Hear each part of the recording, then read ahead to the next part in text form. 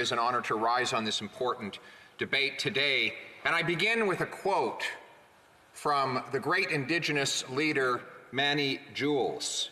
Quote, "Let me be a free man, free to travel, free to stop, free to work, free to trade where I choose, free to choose my own teachers, free to follow the religion of my fathers, free to talk, think, and act for myself."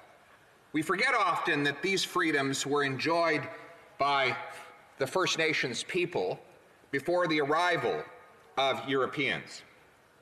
Of course, when Europeans came, they adopted a colonial and paternalistic and coercive relationship with the first peoples who had long before been here and who had been the owners of what we now call Canadian property. And they imposed a system that allowed governments and others, authorities, to dictate the destinies of First Nations who had prior been self-sufficient and had had very well-developed systems of trade, governance, and commerce that allowed them to provide for themselves. Now, Chief Jules, who is now in Kamloops and is one of the great intellectual leaders of First Nations across the country, would like to have those same freedoms restored. He points out that archaeological evidence of objects that predate the arrival of Europeans demonstrate that very sophisticated systems of trade, and free commerce existed between First Nations across the Americas well before Europeans came and formalized in law the European and in particular the Scottish understanding of markets. We see, for example, objects in one part of the Americas that could only have originated in other parts, meaning they must have been traded.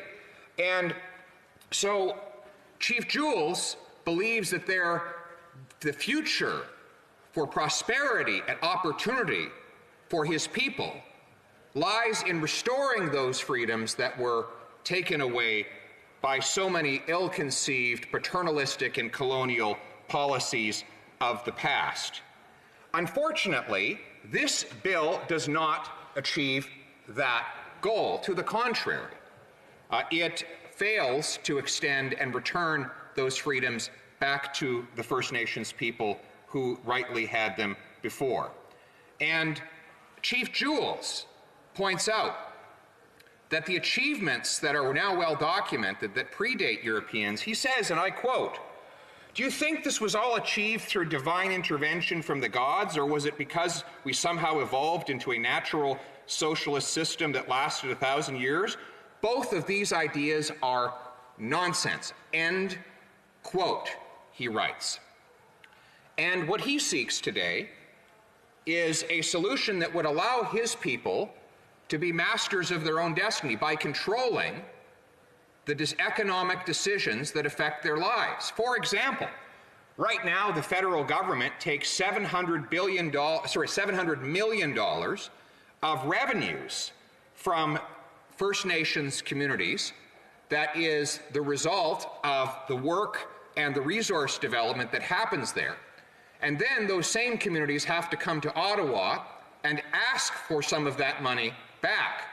What Chief Jules has proposed is to allow First Nations communities the autonomy to keep more of the revenues that they generate. That would allow more economic opportunities for jobs, to fund local clean water and healthcare and education initiatives in First Nations communities. But instead, this government has attempted to maintain the colonial system, which takes that money away from those to whom it naturally belongs, and then requires that they come to talk to politicians in Ottawa in order to get back what is rightfully theirs. Now, this paternalistic system is not limited to taxation. The regulatory obstacles that the federal government imposes on resource and commercial development in First Nations communities is more obstructive than is imposed in neighboring non-First Nations communities. I'm splitting my time with the member for St. Albert Edmonton. And so that means that it is more difficult for communities that want to develop commerce and industry to provide for their people to do so. So he proposes to allow more autonomy in First Nations communities and less interference from the governments in Ottawa and in the provincial capitals. Naturally, if we want to allow First Nations to regain the freedoms that they lost with the arrival of the Europeans, this proposal is entirely justified.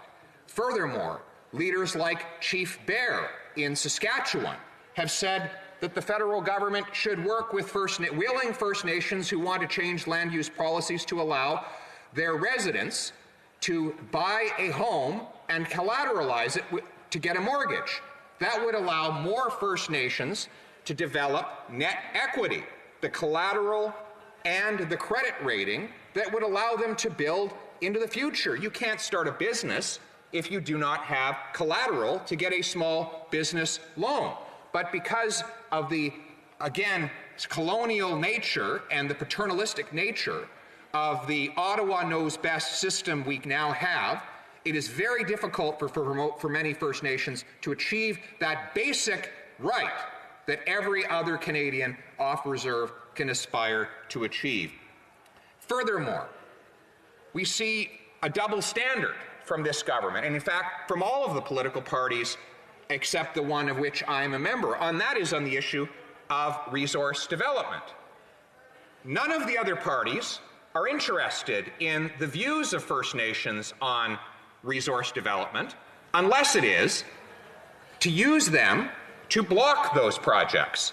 For example, we look at the Northern Gateway Pipeline, a project that was supported by 75% of the First Nations communities along the pipeline route.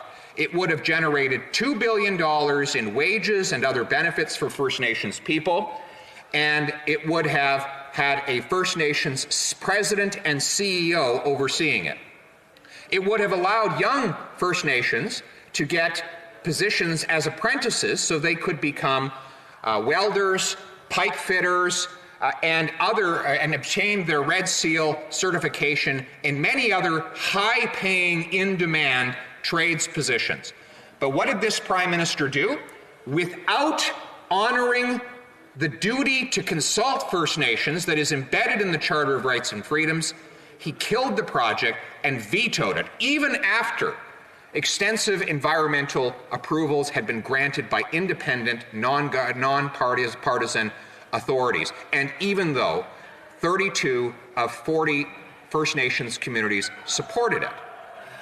According to David Swampy, who is the national president of the National Coalition of Chiefs, which has as its singular mandate to defeat on-reserve poverty by allowing more development, he said that this Bill C-15, quote, adds to the confusion about who has the authority to provide or deny consent on behalf of Indigenous peoples, be it chief or council, hereditary chiefs, or small groups of activists. It also implies that a single nation can deny consent, a veto in practice, if not in name, on projects that cross dozens of territories, be they pipelines, railroads, or electric transmission lines, end quote. Now, is that not exactly the kind of colonialism we should be against, where 19 communities support a project and one does not, that the 19 are overpowered by one having the veto power? That is not the kind of opportunity and freedom that First Nations should enjoy. Every day, First Nations people want the opportunity that we all have to work, to gain employment, to supply benefits to their own communities. And we should allow those communities the freedom to extend those opportunities. Madam Speaker, this bill does not do so, but let us work together with all First Nations in the spirit of allowing them to fulfill their dreams and their ambitions. Thank you.